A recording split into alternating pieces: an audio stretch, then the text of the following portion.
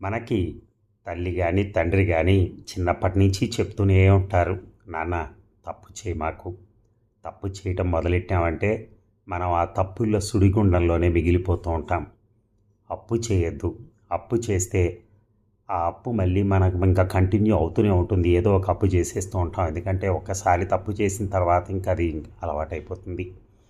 ఎవరైనా మొదటి తప్పు దగ్గరే ఆపేయాలి. ఒకసారి బట్టలు మాసిపోతే మనిషి ఎక్కడ కూర్చోటానికైనా సిద్ధపడిపోతాడు. ఎందుకంటే ఒకసారి అప్పు చేసాం, ఇంకేముంది, చేసాం కదా ఇంక అయిపోతుందని చెప్పి అనుకుంటాం. అలాగే తప్పు అయినా అంతే.